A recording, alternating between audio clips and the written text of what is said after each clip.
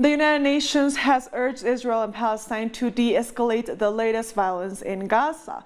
The move comes after Israel heavily bombed Gaza, killing at least 27 Palestinians. 4 Israelis were also killed in the violence. Palestinian sources said that a ceasefire had been agreed, but this has not been confirmed by the Israelis. A UN Special Coordinator will travel to Cairo to continue negotiations with both sides. The latest escalation over the weekend was the worst since the 2014 conflict. Fortunately, following a series of engagements with Egypt, Qatar, and all concerned parties, we were able to contain it, based on understandings on the humanitarian situation in Gaza and the livelihoods of people, with no violence at the Gaza perimeter fence. It is now up to the parties to implement these understandings. If the calm is sustained, the United Nations believes that we will be able to discuss longer-term arrangements to improve the situation and provide relief for the people of Gaza by easing the closures and supporting the reconciliation process. Our correspondent in Cairo, Nayara Tardo, has more.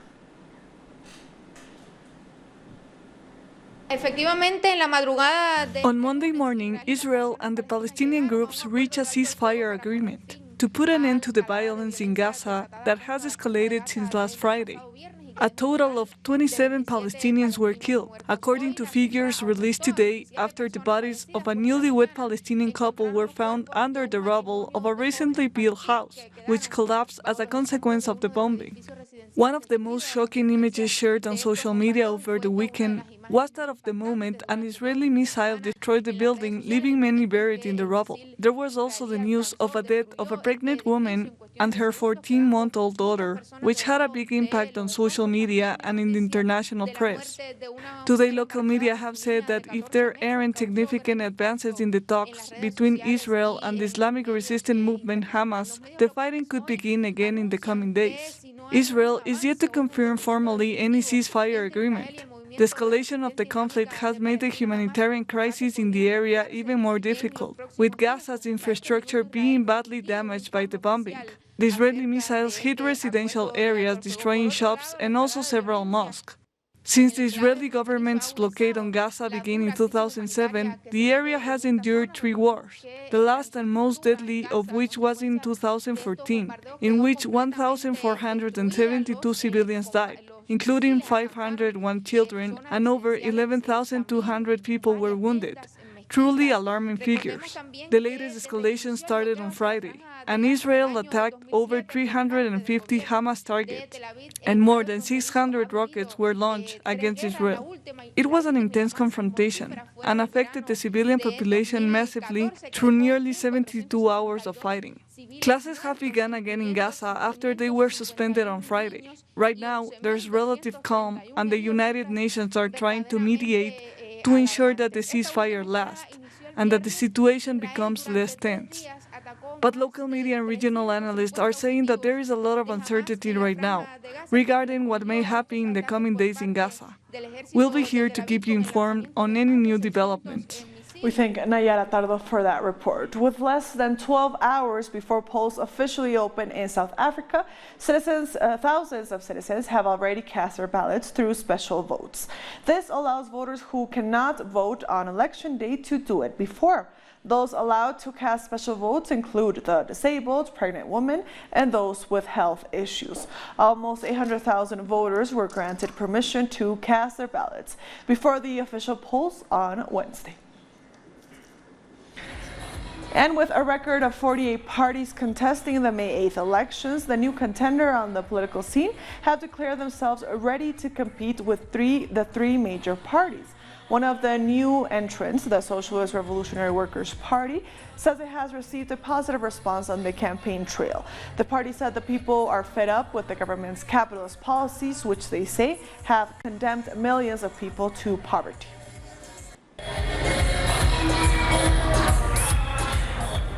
Moving on, Brazil's Senate will debate new guidelines for education in the country. This special audience was called by the parliament after a 30% cut of the budget was announced. The education minister, Abraham Weintraub, first said that the cut intends to bring order to universities. He then corrected himself, saying the cuts were equally applied to all federal institutions due to a budget crisis.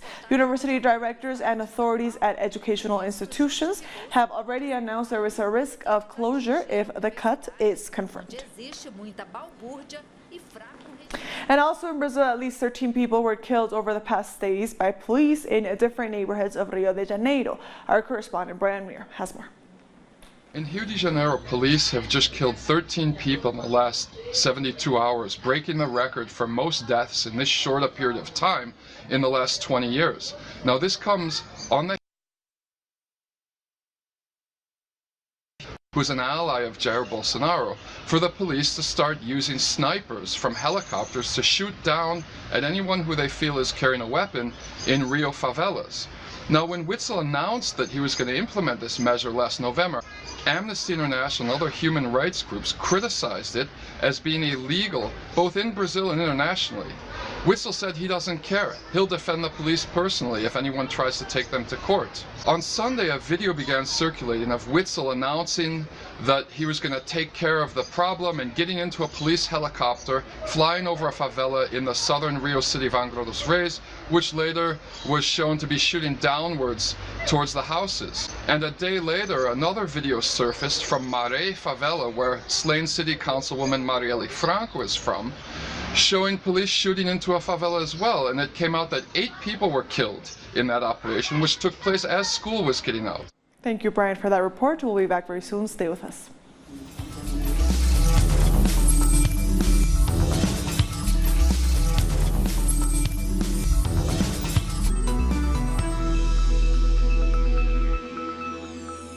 Welcome back. A monument in Jamaica built to record the names of children killed under violent and tragic circumstances has run out of space. The Secret Gardens monument bears the names of over 1,000 children. At the launch of National Child Month, calls were made for Jamaica to ensure the protection of its children. Since the start of the year, 14 children have been murdered, 83 raped, 49 were victims of previous sexual assault, and 1 has committed suicide. Now plans are being finalized to extend the monument so more names can be added. Dominica is continuing its quest to become the world's first fully climate resilient nation. The Caribbean nation suffered catastrophic damage from Hurricane Maria in 2017 and Tropical Storm Erica in 2015, as well as other storms. In 2017, the government established the Climate Resilient Execution Agency, a task force designed to hurricane-proof the island. Prime Minister Roosevelt Skerrit says the next step is a paradigm shift in education. One of the things that we have to look at, only in Dominica, but is a matter that I keep raising throughout the Caribbean, is that there appears to be somewhat of a mismatch between what students go out to university to study and what the Caribbean needs. And what you find in many instances is that there is a saturation in some areas of studies, and there's a huge deficiency in many other areas that are critical to the economy of our countries. The Prime Minister of St. Vincent and the Grenadines, Ralph Gonsalves, says there is nothing official on Richard Branson's alleged interest in saving the regional airline Liat. The government of Antigua and Barbuda, where Liat is based, has said it was carefully considering Branson's proposal of a $7 million investment in the airline. However, Gonsalves, who is the chair of one of Liat's shareholders' governments, says he has not received any formal indication from the British businessman. In Trinidad and Tobago, a politician accused of corruption, Gerald Ramdeen, has resigned as an opposition senator. Ramdeen tendered his resignation prior to his appearance in court on Monday. Ramdeen and the former Attorney General Anand Ramlogan were charged with corruption-related offenses. But, I have always taken a particular kind of approach when I was in government and outside. I continued to take that approach, and it was clear your name and come back. This is what I said to former ministers, so this is not unusual. CARICOM's chairman has told the International Contact Group on Venezuela that the time to put the people of Venezuela first is now. CARICOM's chairman Dr. Timothy Harris was addressing a meeting with the group in Costa Rica. Dr. Harris stressed that the people of Venezuela must determine their future, and he reiterated the Caribbean community's keen interest in bringing a peaceful resolution to the situation in Venezuela without foreign and military intervention. Dr. Harris, who is also the Prime Minister of St. Kitts and Nevis, led a CARICOM delegation to Costa Rica. Supporters of Venezuela's right-wing opposition are preventing the delivery of basic goods into the Venezuelan embassy in Washington, D.C. Members of the Embassy Protection Collective are currently inside the building at the invitation of the legitimate Venezuelan government. However, right-wing mobs gathered outside have been threatening them, as well as journalists covering events. The U.S. police have turned a blind eye to the right-wing violence and have helped prevent the delivery of food. Take Venezuelans this way. Just through that way. We'll let them keep going. The government in Chile is presenting a labor reform plan despite its rejection by workers and unions. We have the details in this report. Images like this have become normal. The Labor Secretariat left its workers without a transportation bonus that helped them breastfeed their children. This measure only benefits the businessmen. 4 out of every 10 women in Chile are currently out of work for personal reasons, among them maternity. But the government is not offering any solution to this, rather leaving them to work at home, as proposed in the labor reform. Today we're going to present a new legal project that will address labor, family, and inclusion as part of the agenda to modernize labor. With this, we want to improve the quality of life for our people by creating better working conditions for Chileans and giving them greater freedom to manage their working day. The government is proposing the same amount of hours of work per day with the same salaries, but condense all of this in a 4-day work week and then have 3 days off. We're seeing that one of the biggest consequences of this reform could be exploitation. Workers will have to use their days off to work on other things, as this bill doesn't address the key issues that workers have, among them the low incomes. 6 out of every 10 people are working full-time, but don't have an income to support their families.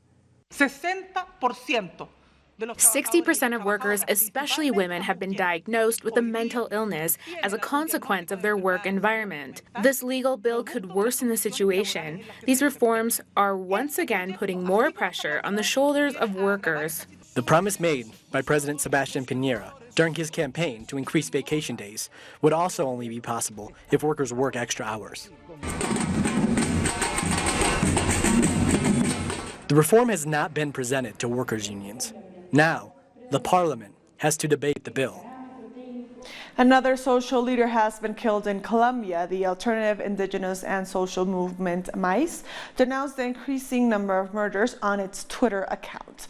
They say that the figures of the threats to leaders and homicides in Colombia are rising. They denounced the murder of Efraín Prado Rosero, social leader and pre-candidate to the MAIS council in the municipality of Mayama, Nariño.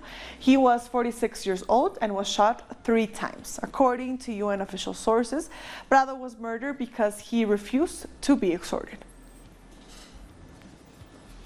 Over the weekend, 3 social leaders were also killed in the Colombian department of Cauca. Critics of the government say President Iván Duque hasn't addressed this issue that has claimed the lives of more than 600 social leaders so far.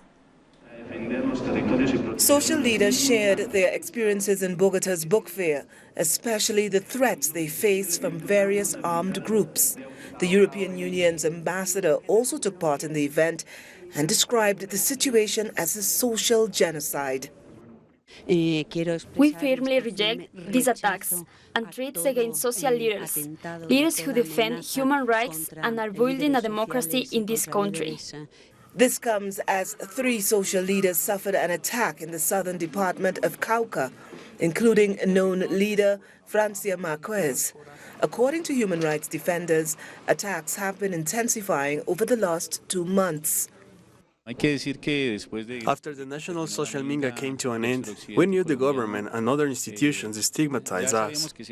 As a result, we have already received 12 threats from various paramilitary and other armed groups. We were expecting new attacks. People living in Colombia's most remote territories say they are facing illegal and legal armed groups, but also groups known as guarimbas, which are financed by right-wing politicians. We know informants of paramilitary groups, informants of guerrillas, and now we know about informants who represent armed groups founded in Venezuela. They fight against what they call a dictatorship, but after they cross the border, they take away our territories and kick us out. They hold trainings and meetings here. And while facing increasing threats, social leaders and human rights defenders continue demanding that the government of President Ivan Duque guarantees their protection, putting an end to the killings of social leaders throughout the country. People in Argentina are marking 100 years since Evita was born, who had a strong social commitment to the poor and worked towards defending women's rights. They took to the streets of the capital to commemorate Eva Duarte's life. Dressing as the former First Lady of Juan Domingo Perón, women and LGBTQ activists gathered to remember her legacy. They say Evita's vision is still alive in the country's politics 6 decades after her death. Many respect her for helping women obtain the right to vote and securing labor benefits for the working class.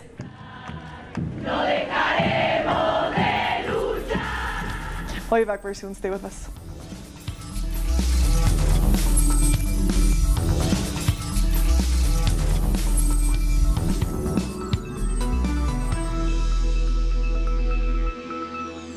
Welcome back. A government warplane has been shot down and its pilot captured in Tripoli by forces loyal to Khalifa Haftar.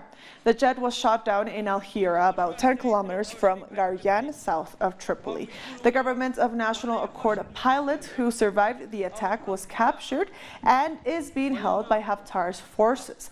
The pilot is alleged to be of Portuguese nationality. There hasn't been any immediate comment from Libyan officials about the incident.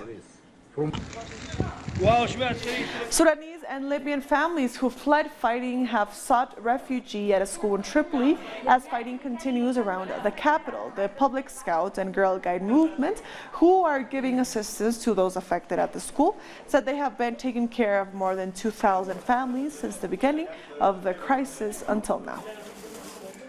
We have several programs for psychological support. We have specialists to support and care for children. We organize games, we have training programs, storytelling, acting, and different other activities for the children. Meanwhile, the Prime Minister of the internationally recognized government, Fayez al-Sarraj, has embarked on a European tour to drum up support against a possible attack by Khalifa Haftar. Al-Sarraj has met with the Italian Prime Minister in Rome. After the meeting, Conte condemned a possible military action in Libya, saying, warning it will come at the cost of human lives and humanitarian crisis. The U.S. state of Georgia has introduced a ban on abortion after 6 weeks. State leaders applauded as the Republican Governor Brian Kemp signed the so-called Life Act. The law makes abortion illegal once a doctor can detect a heartbeat from its fetus. It is among the most restrictive abortion legislation in the U.S. It comes as conservatives around the country seek to persuade the Supreme Court to re-examine the issue. The race for the town hall in Istanbul has taken another turn as the Turkish election board knows the result of the election held on March 31st. Our correspondent has the details. Turkey's election board has given the go-ahead to a request by the ruling Justice and Development Party for a rerun of the mayoral election in Istanbul. The decision has been controversial among some sectors of society. On Monday night, several protests were held against the decision by the top electoral body. The election will be held again on June 23rd, but many say that until then, there will be a tense situation in the city. Ekrem İmamoğlu, who had been declared the winner of the election on March 31st, and who will stand again in the new election, says he is against the decision. But the ruling AK party candidate says this is the only way to elect the true mayor of Istanbul. We thank our correspondent for that report. A Zimbabwean pressure group has camped for more than a month at the new U.S. Embassy in Harare, demanding the country lift sanctions unconditionally. The Broad Alliance Against Sanctions, which started early April, vowed to continue camping at the embassy until the blockade is lifted. The group started as a small gathering of 7 people, but has since grown to hundreds. However, the U.S. Embassy maintains the sanctions placed during the leadership of the former President Robert Mugabe. We as Broad Alliance Against Sanctions were carrying out a video at the American Embassy to show our detest against the sanctions that were imposed on Zimbabwe 18 years ago. In the past, we have realized that people were making petitions, people were doing marches to show their detest against the sanctions, but the Americans have not been moved. So we decided that maybe if we go and stay at their doorstep, we sleep there, we eat there, we do everything there, maybe they will be moved, maybe they will realize that our generation, our ordinary citizens are suffering from the so-called targeted sanctions. And with that story, we've come to the end of this news brief. These and other stories, as always, find them on our website at telesurenglish.net. And also join us on social media. We are on Facebook, on Twitter, and on Instagram. For Telesur English, I am Estefania Bravo. Thank you for watching.